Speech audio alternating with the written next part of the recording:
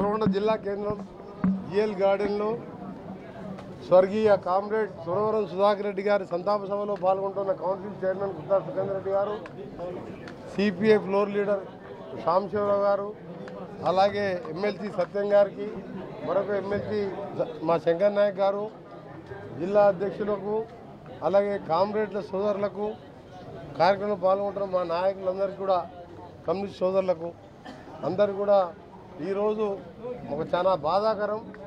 ఇప్పుడు సురవరం సుధాకర్ రెడ్డి గారి సంతాప సభ, సురవరం సుధాకర్ రెడ్డి గారు లాంటి నేత గ్రామ స్థాయి నుంచి దేశ స్థాయిలో సిపిఐ జాతీయ ప్రధాన కార్యదర్శిగా దేశంలోనే ప్రముఖమైన నాయకుడు, అలాంటి నాయకుడు మరణించడం, ఆయన సంతాప సభలో పాల్గొంటానని ఎప్పుడు కూడా ఊహించలేదు. మిత్రపక్షంగా ఆయన ఇక్కడ ఎంపీగా, నేను ఎమ్మెల్యేగా ఉండడం జరిగింది. ఒక మంచి మనిషి, అజాత శత్రువు, ఎవరు చిన్నవారైనా పెద్దవారైనా మర్యాదతో మాట్లాడే వ్యక్తి. ఆయన దాదాపు 70 సంవత్సరాలు చనిపోయేంత వరకు కార్మికులకు, కర్షకులకు, రైతులకు, రైతు కూలీల కోసం పార్లమెంట్లో, బయట జాతీయ ప్రధాన కార్యదర్శి హోదాలో ప్రధానమంత్రులను కూడా కలిసి వారి సమస్యలు ఎప్పటికప్పుడు పోరాటం చేసిన వ్యక్తి. స్వయాన వాళ్ళ పెదనాయన సురవరం ప్రతాప్ రెడ్డి గారు ప్రముఖ కాంగ్రెస్ నాయకుడు, స్వాతంత్ర సమరయోధుడు. ఆయన కాంగ్రెస్లో ఉన్న ఈయన మాత్రం కమ్యూనిస్టులోనే మొదటికెళ్ళి కమ్యూనిస్టులో ఉండి సురవరం ప్రతాప్ రెడ్డి గారి సోదరుని కుమారుడు సురవరం సుధాకర్ రెడ్డి గారు ఇప్పుడు మన పార్లమెంట్ సభ్యుడిగా చనిపోయిన వ్యక్తి. ఆయన మన నల్గొండకెళ్ళి ఎంపీగా కావడం మన అదృష్టం. పాలమూరులో పుట్టి, అలాగే దేశ స్థాయిలో మరొక నాయకుడు జైపాల్ రెడ్డి గారు కూడా మన దగ్గర ఎంపీ అయింది. మన నల్గొండ జిల్లా అంటేనే పోరాటాలకు మారిపోయారు. అలాంటి జిల్లాలో మన దగ్గర వచ్చి ఎంపీగా కావడం మనందరికీ సుపరిచితుడు ఈరోజు లేకపోవడం బాధాకరం.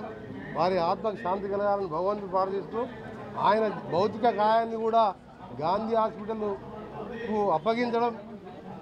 కమ్యూనిస్టులు అంటే ఈరోజు నిజంగా వాళ్ళొక మాట అంటే ఒక మాట మీద ఉన్న వ్యక్తులు, పోరాటాలు ప్రజల కోసం, పేదరికం ఎక్కడ ఉంటే అక్కడ కమ్యూనిస్టులు కనబడతారు.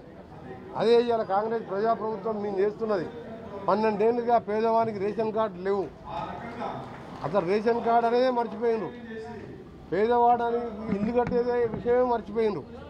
మా ప్రజాప్రభుత్వం వచ్చి 2 సంవత్సరాల్లోనే 5 లక్షల ఇందిరమ్మ ఇల్లు కానీ, 40 రూపాయల కిలో బియ్యం, సన్న బియ్యం ధనవంతులు, పెద్దవాళ్ళు తినే బియ్యాన్ని కూడా పేదవాళ్ళకి ఇచ్చుకుంటూ ఆరోగ్యశ్రీని 10 లక్షలకు పెంచడం, ఈరోజు ఎన్నో కార్యక్రమాలు, 200 యూనిట్ల వరకు ఉచితంగా కరెంట్ ఇవ్వడం, ఇలాంటి కార్యక్రమాలు కూడా కమ్యూనిస్టులు ఏదైతే పోరాటం చేస్తున్నో ఆ కార్యక్రమాలను అమలు చేసేదే కాంగ్రెస్ పార్టీ.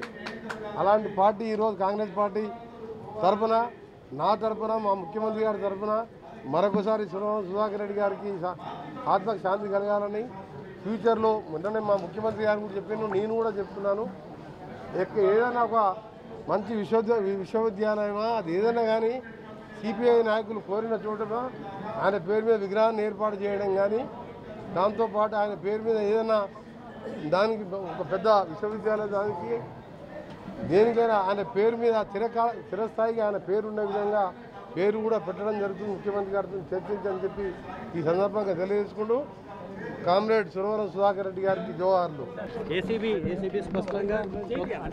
ఏసీబీ రిపోర్టు నేను చూడలేదు. ఈ దీంట్లో ఏ జోక్యం లేదు, మాకు ఎవరి మీద కక్ష సాధింపు లేదు. నేను కానీ మా మంత్రివర్గం కానీ మా ముఖ్యమంత్రి గారు పదే చెప్పినాం, మేము 21 నెలలైంది అధికారంలోకి వచ్చి ఎవరిని అరెస్ట్ చేయలేదు, ఎవరి మీద కేసులు పెట్టలేదు. చట్ట ప్రకారమే అన్నీ జరుగుతాయి. ఏ దానికైనా కమిటీ చేసినా ఆ కమిటీ రిపోర్ట్ ప్రకారం నిర్ణయాలు జరుగుతాయి తప్ప రాజకీయంగా మేము ఎవరిని కూడా కక్ష సాధింపు చర్యలకు మేము పోమని ముందే చెప్పినాం.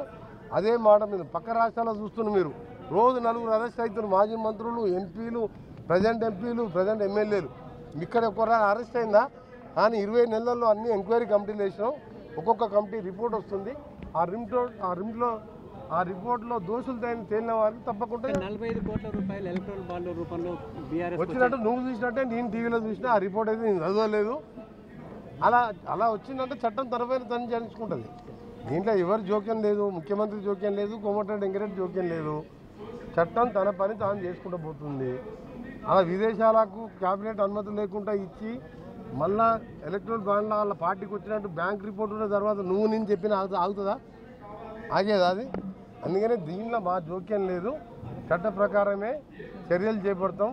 ఎంతటి వారైనా సరే కాళేశ్వరంలో కానీ ఈ కార్ రేసింగ్లో కానీ ధరణిలో కానీ ఎట్టి పరిస్థితుల్లో కూడా దోసుకున్న సొమ్మంతా కక్కేయాలి. మళ్ళీ దోసుకున్న సొమ్మంతా కూడా రికవరీ చేసి మళ్ళీ పేదల కార్యక్రమాలు చేయాలన్నదే మా లక్ష్యం. తెలుగులో ఫాస్టెస్ట్ న్యూస్ ఇప్పుడు కొత్త అవతారంలో 5 సెకండ్లోనే పూర్తి వార్తా సమాచారం మీ చేతిలో.